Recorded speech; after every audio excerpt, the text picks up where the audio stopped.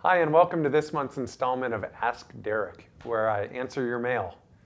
Kelly from Port Angeles recently sent me a note regarding the Affordable Care Act and how we should be working to improve health care.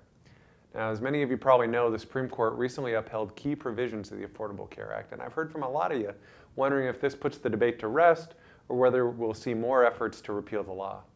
Well, simply put, the decision ensured that millions of Americans will continue to have access to affordable health care. Now, at the same time, I think we all know that not everything that comes out of Congress is perfect. I do not subscribe to the theory of congressional infallibility.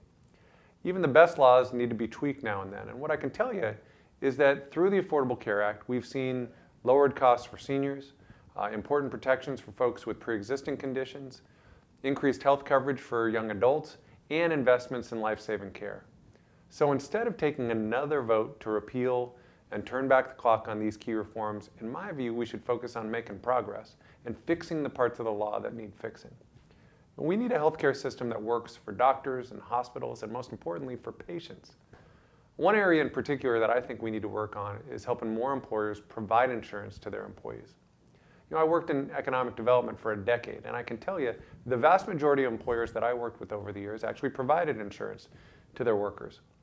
But those that didn't chose not to because they couldn't afford it, not because they didn't want to. So we should fix that and provide additional tools to help small businesses. Also, in the more rural parts of our region and the state, we have too few primary care physicians and need to do a better job of paying them at rates that ensure that all patients have access to quality care. I think it's time for Congress to put away the political games and get back to the hard work of improving our healthcare system. I also got a question this month from Vern on Fox Island, pushing to see Congress reauthorize the Export-Import Bank. Vern, I absolutely agree with you.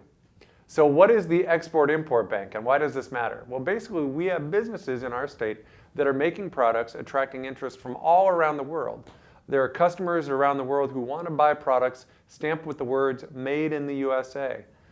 And whether small businesses like Panel Tech in Grays Harbor or big ones like Boeing, they have huge opportunities to export their products and to grow jobs in our state.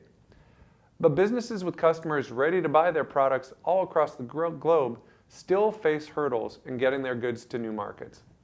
An important part of doing these sales involves getting private export financing or finance insurance, and that's where the U.S. Export-Import Bank steps in.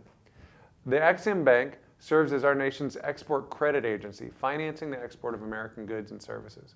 It provides U.S. businesses with direct loans and loan guarantees and working capital finance and export credit insurance, and this is huge for our state. Over the last 8 years, the bank has supported 149 small businesses in our state for a total of $130 billion in exports. Unfortunately, the bank has become a bit of a hot potato in our nation's capital as folks are looking to play politics with an institution that plays a really important role in helping American products actively compete around the world.